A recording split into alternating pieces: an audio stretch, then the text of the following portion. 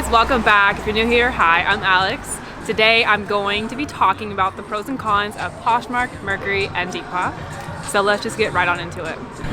Guys, we're gonna record here, but it's just way too loud and I feel like it's really gonna show in the audio. So we are going to go to Dolores Park.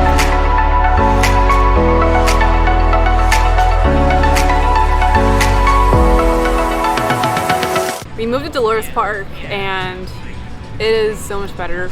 We're sitting under this tree and I think the tree is blocking the wind. And so I don't even need my sweater on. So you guys can see how cute my outfit is right now. So let's jump right into the video. I'm going to be talking about first Poshmark. If you guys hear any loud music or talking in the background, I apologize in advance. We're just at Dolores Park right now and it's really loud. So anyways, let's just jump right into this video and I'm going to start with Poshmark. One of my favorite things about Poshmark is it's a very clean and professional layout, especially compared to other selling platforms. Some of my favorite things about Poshmark is they have these things called Posh parties 3 times a day, every day. What they are they have like Madewell, Zara, and Converse only items. You would post them into these parties from only like 9 to 11 a.m. and 3 times a day. Some are for only winter wear, some are for summer attire, depending on the seasons. And it's supposed to get your items more attention. It's never guaranteed to get your items purchased, but it definitely helps. Poshmark hosts an event called Posh Fest once a year, and for an entire weekend. And what it is it's a reselling kind of like a reselling convention pretty much. It's an event to help you learn about how to resell better. It helps you grow your community within reselling and Poshmark. And you're also able to meet more people who are more advanced into Poshmark and who maybe have this as their main source of income. So it's definitely great for people who are trying to make reselling their main source of income for sure. Another pro about Poshmark is their support. They respond back so fast, and compared to other platforms like Mercari and Depop, which I'll talk about later, they respond back if not same day, and they are always so attentive and so helpful with their responses. Next 2 points I'm going to bring up are not pros or cons. It's a pro or a con depending on what you're looking for in a reselling site. Poshmark is really catered toward millennials. So brands like Zara, H&M, Lululemon, Athleta, Madewell, those will sell very fast. Another pro or con depending on what you're looking for in a reselling site is they only allow you to sell garments, clothing, shoes, purses, jewelry, pretty much anything fashion related for men, women, and children. Now some cons about Poshmark.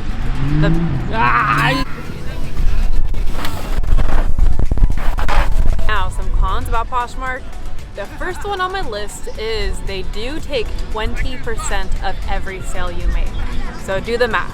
If you sold something for $100, you're only going to receive 80. If you sold something for 25, you're only going to see $20 of that. Yeah, it adds up at the end. It doesn't sound like a lot when you sell things for like $13, $15, but it really does add up. Now, another con that's on my list is their shipping rates. I guess it's not a total con depending on what you're buying, but it's $7.11, I believe, for all shipping.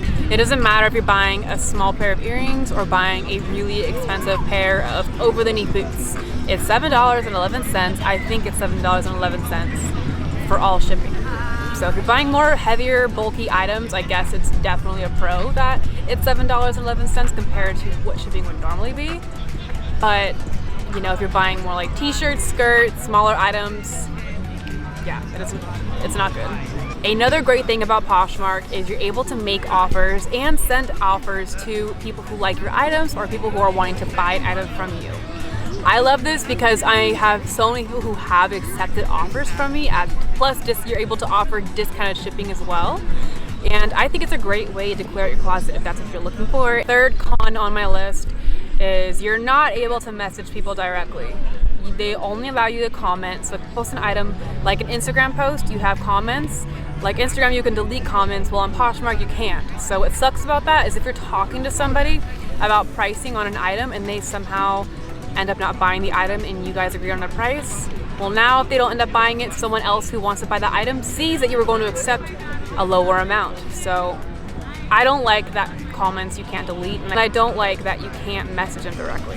Another great thing about Poshmark is they have a host page. You know how earlier I mentioned that there are Posh parties 3 times a day and they're all different.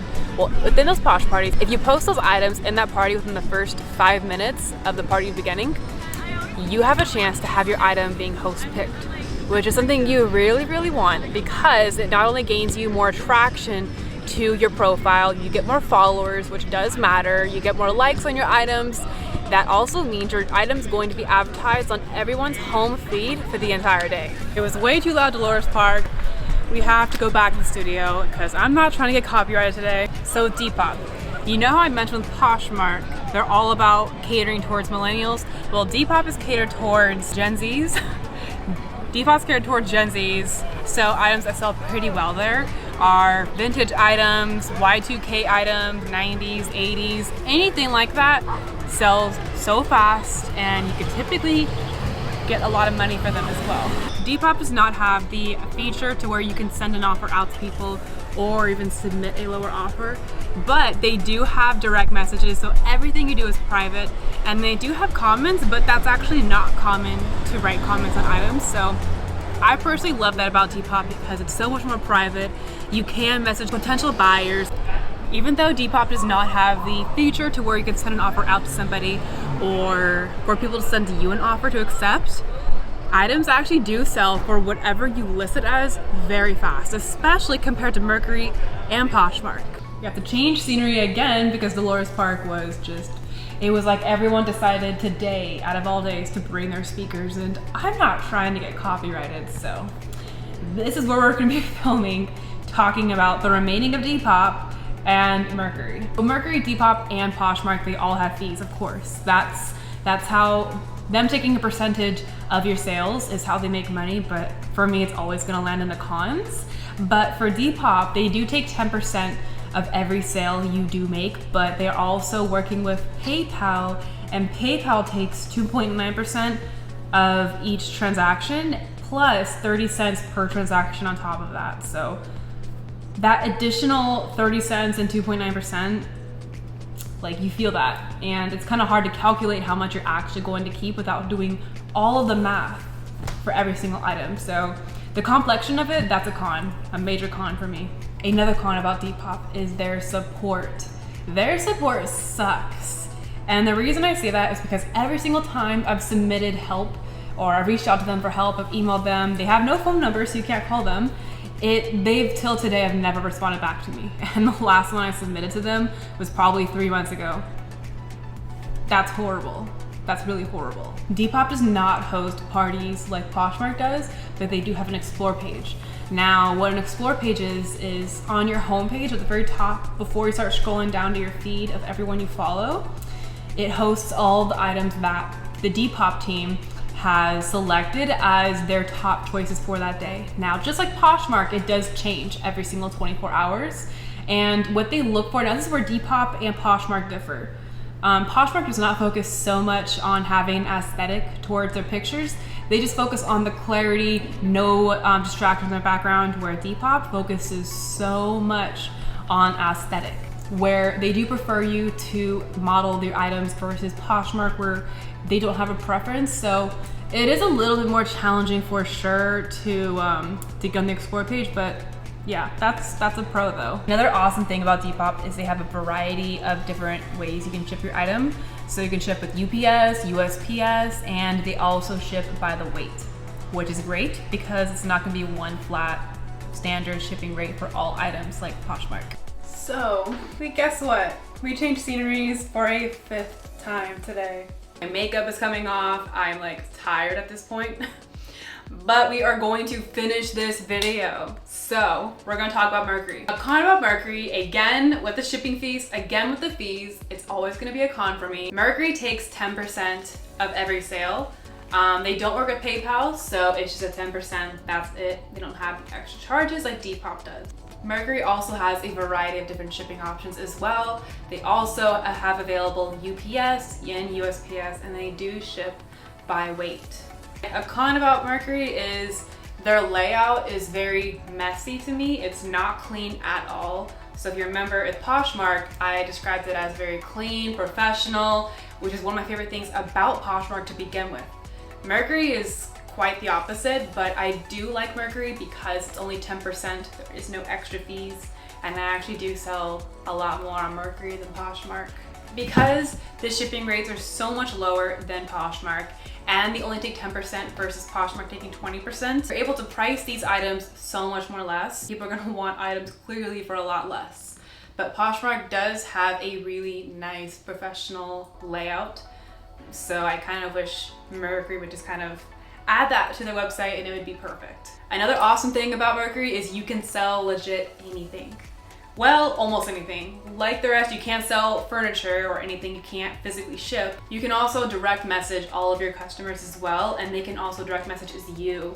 But you can also send offers and they can make an offer to you, which I think is great because I've made so many sales by that option. With Mercari, one thing I've noticed too is I typically make most of my sales there by people sending me offers or me counter offering to negotiate on a price. Mercari caters towards all crowds. So Poshmark caters towards millennials, Depop caters towards Gen Zs, Mercari, everybody. There is not one demographic they're trying to catch their attention. So people are able to follow you just as Poshmark and Depop, but nobody can see what your following count is, which I like so much because once you start getting into selling, there's always this pressure to gain as many followers as you can, kind of like social media a little bit. But because the followers and following account is private, it's only for you to see. Typically when you gain your followers, because it's not a huge thing in Mercari, each follower, it actually is great because that means that person's following you because they are genuinely interested in your products. And last but not least, their customer support is okay. Sometimes they reply back really fast to your emails and other times it is slow. Like I think the longest I've had to wait was maybe a week. On average, I'll typically get a response back on 3 days. I have not had to reach out to them too many times, but I rate them a 3 out of 5. So that's a wrap, guys. Today has been such a challenging day with recording this video. I hope it was informative. I hope you by now have decided and have figured out what platform is perfect for you to sell on. And if you've made it this far in this video, thank you so much for watching. Be sure to like this video, subscribe, and click that bell notification so you don't miss the next video. And I will see you guys in the next video. Thank you guys so much for watching.